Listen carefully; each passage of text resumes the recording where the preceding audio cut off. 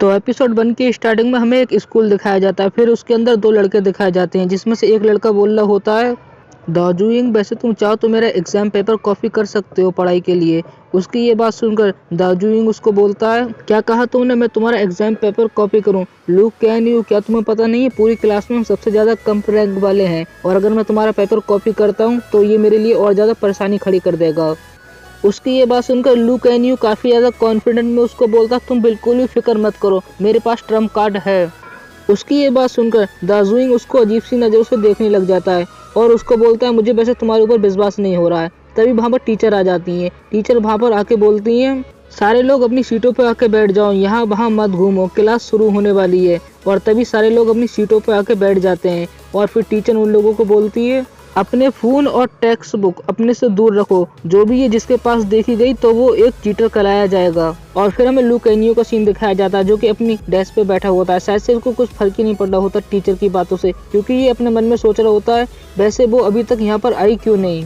जैसा वो ये बात अपने मन में सोचता है, वैसे ही क्लासरूम के अंदर एक लड़की आती है, जिसका कि हमें पैर दिखता है। फिर वो लड़की दिखती है जो कि काफ़ी ज़्यादा खूबसूरत होती है, बिल्कुल एक फॉक्स की तरह।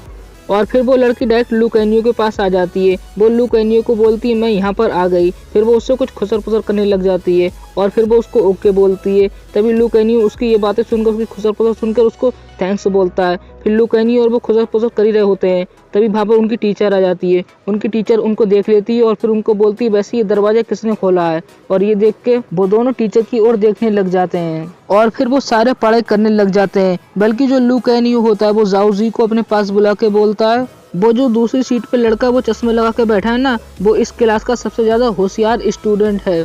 ये बातें लू कैन यू जाओजी को खुसर पुसर करते हुए बोल रहा होता है क्लासरूम में। जाओजी उसको बोलती है, ठीक है, कोई प्रॉब्लम नहीं है।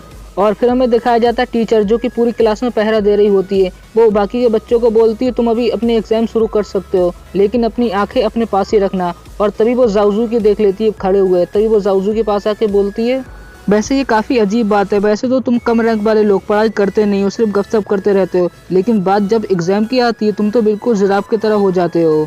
वो टीचर ऐसा जाओजू को बोल रही होती है, बल्कि लू कैन यू अपने मन में सोच रहा होता है, वैसे ये यहाँ पर क्या बकवास हो रही है, टीचर तो उसको देख नहीं सकती, लेकिन फिर भी उसका रास्ता क्यों रोक रही है। असल में यहाँ पर कुछ ऐसा है, जो कि जाओबी है ना, असल में वो एक फॉक स्पिरिट है, मतलब फॉक की आत्मा है। क्योंकि जब जाओबी अंदर आई थी क्लासरूम के तो वो दरवाज़ा खुला हुआ था। टीचर को नहीं मालूम था कि ये दरवाज़ा किसने खोला है, इसीलिए टीचर बोल रही थी दरवाज़ा किसने खोला है। और अभी तक किसी भी बंदे ने जाओबी के ऊपर इतना ध्यान नहीं दिया, ये तो आप लोग देख ही रहे होंगे। तो ये सीरीज मुझे पता नहीं है आगे कैसा करने वाली है, लेकिन मैं आपको बता दूँ, मैं इसको एक्सप्लेन करूँगा। अगर आपका इस पर अच्छा सपोर्ट आया तो अभी आगे।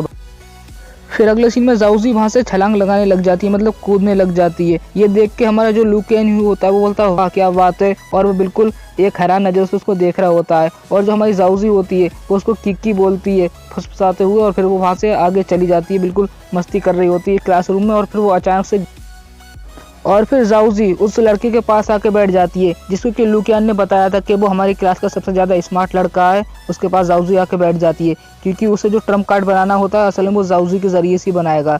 तो जाओजी उसको देख रही होती है कि ये क्या पढ़ रहा है, ताकि वो उसको बता सके हमारे। और फिर हमारा हीरो दिखाया जाता है, मतलब लू कैन यू, वो अपने मन में। और इसके साथ ही साथ इस टाइम जो कि मेरी मंगेतर है, और यहीं पर हमारा एपिसोड एंड होता है। लेकिन आप जाने से पहले एक बार कमेंट में जरूर मुझे बताना ये सीरीज आगे कैसा करने वाली है, और मैं इसको आगे एक्सप्लेन करूं या फिर नहीं। और जल्दी मिलूंगा आपको फिर से एक नई एपिसोड के साथ, तब तक के लिए आप सारे अपना ध्यान रखना। Bye bye.